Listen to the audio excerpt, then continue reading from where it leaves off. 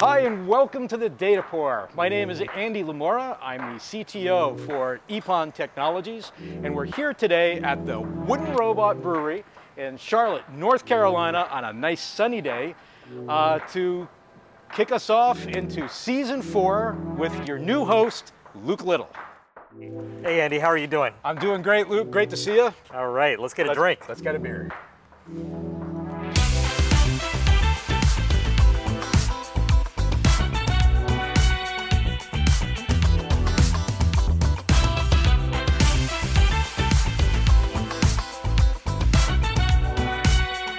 Luke, it's great to see you again.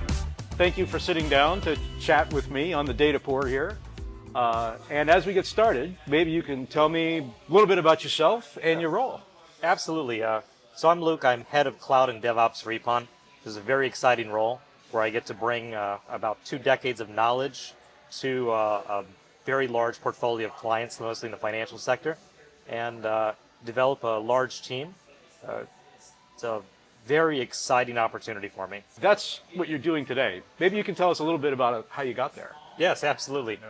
So out of college, I entered a different industry, the baking industry, as a consultant. Hold on a second. Which industry? Baking.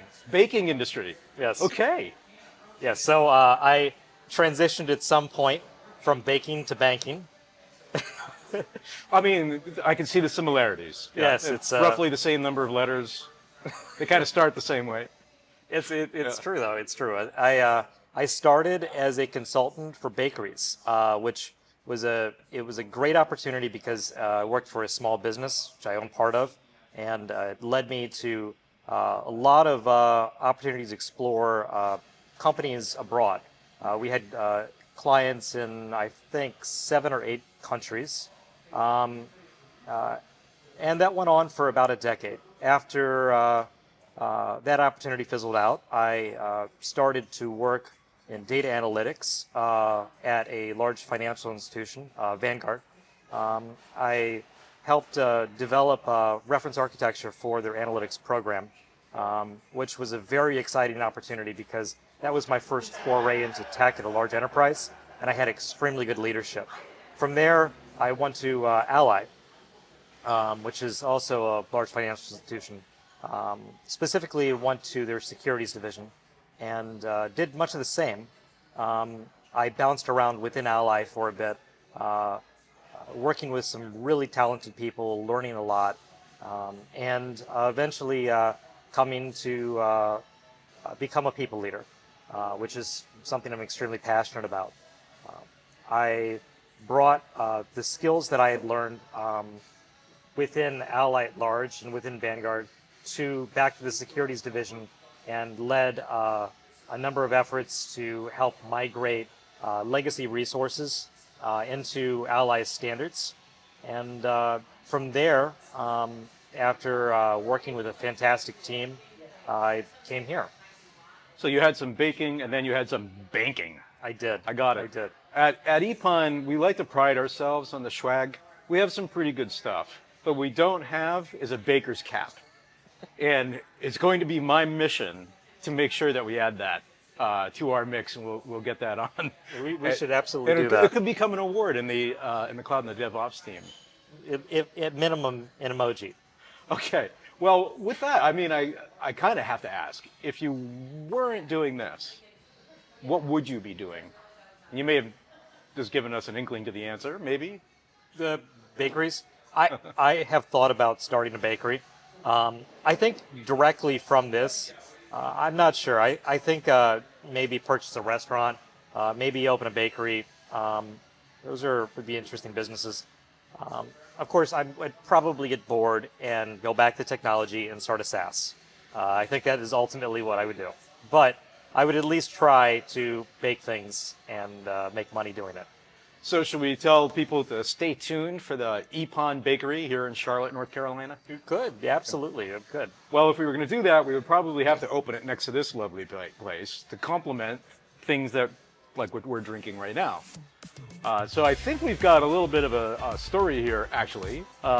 We are both drinking Pilsner, which in this IPA world is a little bit different. So I'm glad to think you and I are both creative. I think you've got the check, and I've got the Pillmatic, I believe. correct. Is it we've got? All right. These are excellent, and we'll have to swap selections next time, and we'll do a compare and contrast, so stay tuned, and we'll see what we've got.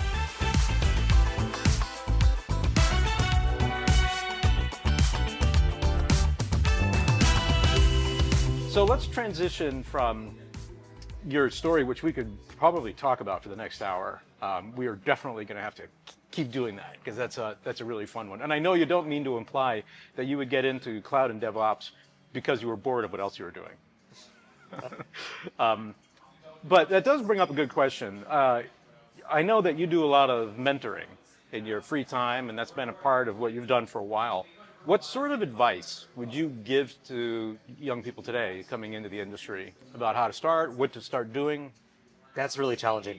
I have a lot of college-age folks message me on LinkedIn, and I try my best to respond, to give them advice, look over resumes. It's very challenging, the market dynamic, given the fact that there is a hesitancy to hire junior engineers by large enterprises because nobody really understands how AI is going to come to play. And in some ways, generative AI can be thought of as reducing the burden of a lot of labor for tech, some of the laborious tasks. I think that it's important to stay positive and to try and get that first 3 years of experience in. That's a huge challenge. In order to do that, though, because there are so many young people applying for entry-level tech jobs, it's imperative to differentiate yourself from your competitors.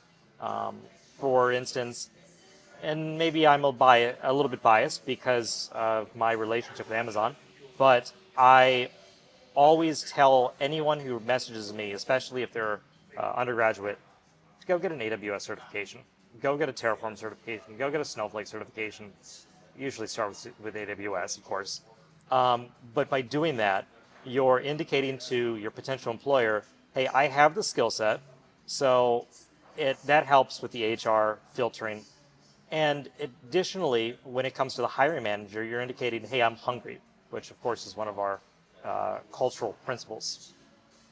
That hunger, I think, if you see somebody coming right out of college who already has an AWS certification, especially if it's an associate level certification, I think that really makes a difference. It's very impactful. And it also helps prepare you to answer a lot of questions that might not be related to the things that you do every day. Luke, you're pretty well suited to giving advice on AWS certifications. Would you like to explain how that might be the case? Yes, in 2019, I was at reInvent, and I saw a little stand that said subject matter expert sign up in, I think it was in the Bellagio.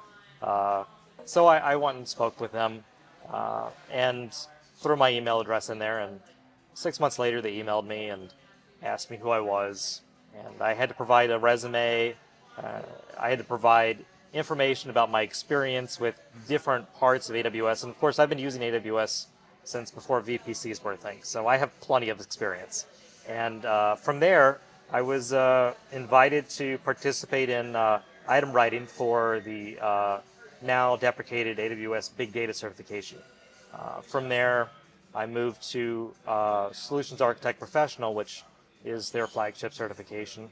I joined probably 20 workshops over the past few years in person, collaborating with Amazonians and other folks in the consulting industry to develop items on the certification, as well as develop the format of the certification as well. And this is one of the things that drove me to enter consulting. Speaking to consultants, whether they're Amazonians or whether they're some other third party, the amount of technology that they cover is, I don't know, 100x compared to what I was touching working as an individual contributor and then as a leader within a financial institution. Because we're dealing with problems in banks that generally take a year to 2 years to solve.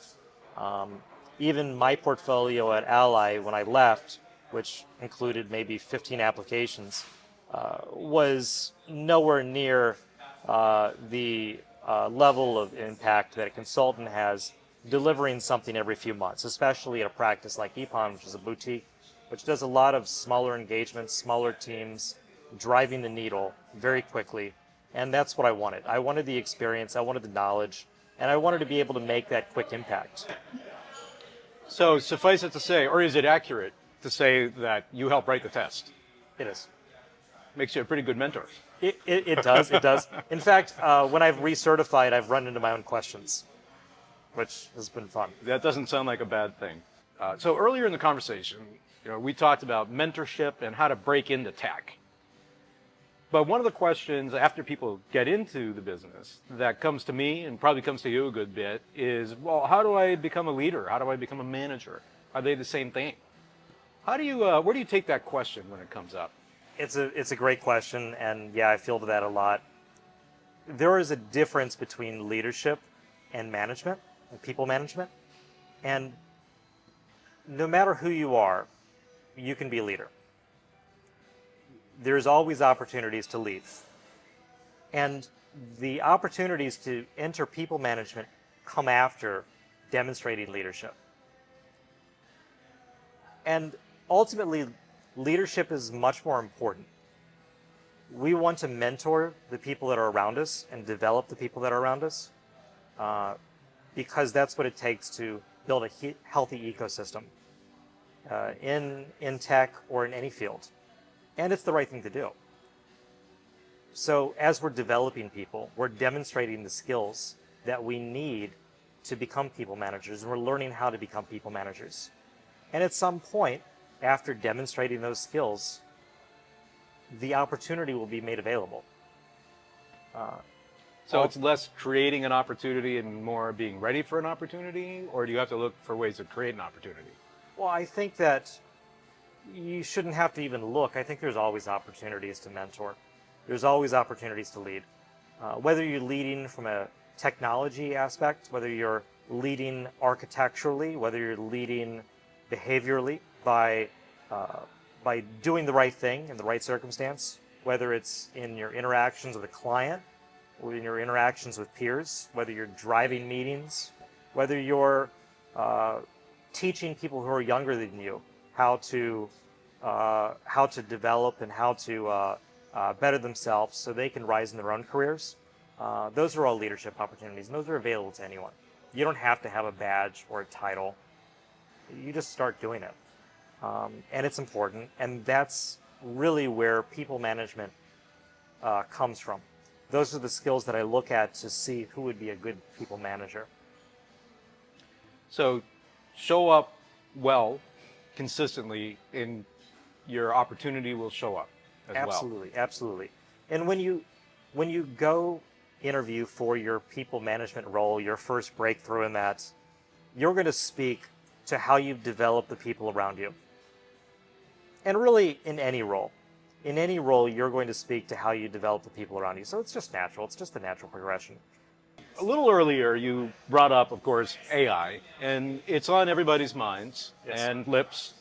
There's a lot of talk about it. And the places where it can help are beginning to emerge. So you're generally beginning to see developer productivity. You're beginning to see AI as a product itself, et cetera, and of course, workload automation, things like that. From your point of view, how does AI fit into DevOps and cloud? What's your vision for bringing it to bear? Well, I'm very opinionated on the subject, so this should be interesting. But there are barriers right now in terms of understanding what can be done, what everybody's comfortable doing. Ultimately, when we look at infrastructure and we look at the capabilities of generative artificial intelligence, we can potentially create runbooks, run those runbooks through agentic AI, and maintain healthy infrastructure all seamlessly and automatically, hands off. That is really an interesting prospect. In addition, once you build out the underlying data lake that drives artificial intelligence on the platform level, you have the potential to have all sorts of interesting insights, like resiliency, like cost. Cost is obviously an important thing. If you have all that information together, you can pull up things that you may have been able to pull up before, but it would have taken a substantial amount of time to find out. So being able to do a little RAG on your platform is very, very beneficial. Being able to present that information to decision makers and let them prioritize things, even without the automation, is incredibly impactful, especially for a very large organization. Those are the kind of changes that I want to drive. Those are the kind of changes that I want to bring to our clients. Especially in a potential agent world, where you'll have agents minding your uptime and your resiliency, and other agents that are monitoring your databases and responsiveness there, and you can begin to interrogate it on, Absolutely. Where should I spend time on which problem is more serious if you're not leaving it up to the bot in the first place. But that also brings up another question that maybe is a little more long-term. We're talking cloud and DevOps, but of course, it also impacts data. So could you talk a little bit about how you see cloud and DevOps intersecting with the data field? Absolutely. Yeah. Ultimately, you end up building a data lake for your platform, even if you don't realize it. And in a large enterprise where you have 40, 50, 100 accounts, where maybe you have an account vending machine, you're just creating more information. You're creating more information through CloudTrail, or speaking in AWS terms, through CloudWatch logs, through VPC, and you're capturing all that information, your alerts, and then you're taking that information and you're dissevering it into actionable KPIs, and from there you can drive business decisions and business outcomes, whether or not you're automating that. So a data lake for your cloud platform provides you with the information that you need to understand what you're actually running. And it's extremely valuable, and it's one of the unspoken promises of the cloud is that you have all this information at your fingertips instantly. You don't have to go and build out all the integrations with this service, with this appliance, with this switch. Everything is already there. So if you are cloud native and you're running in Azure or you're running in AWS, my preference is AWS, then you can take that information and drive value. I have been told in the past by my friend Robert Berg that every business decision is based on revenue, based on cost or expense, and based on risk. And you can easily target your cost and your risk based on that information. And then the other promise of cloud is obviously that you can expand on revenue by scaling, by elasticity. So from these markets, of course, that information is also useful within that cloud data platform. So you're driving those metrics. You're driving that value through building out, taking the time to build out a proper platform, a proper data lake. This is definitely a subject I think we could talk about a lot more, and I suspect we will. But part of the fun of having this conversation here, and something that doesn't come through perhaps on the video, is that we are, of course, holding this in a brewery, but it so happens that this brewery is running a batch today. And they also have a coffee bar located right behind the corner out of the field here. And one thing I had never realized is how wonderful an aroma it is to have coffee and brewer's yeast co-mingling in a conversation like this. So this is a special place. This is a neat spot. It's even better if there's bread. If there's bread. This is a liquid bread, I suppose. It is.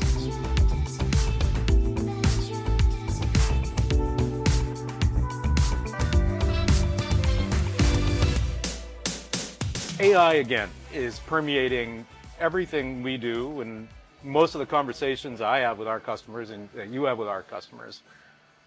One question I haven't asked yet, though, is what worries you about it? Let's leave the real sci-fi part out of this answer. We'll do that with off camera. But with respect to the operational work that we're engaged in, what are the vulnerabilities that people should have in mind when they're pursuing an AI course? That's an interesting question. And of course, it's hard to approach that without talking about the sci-fi aspect.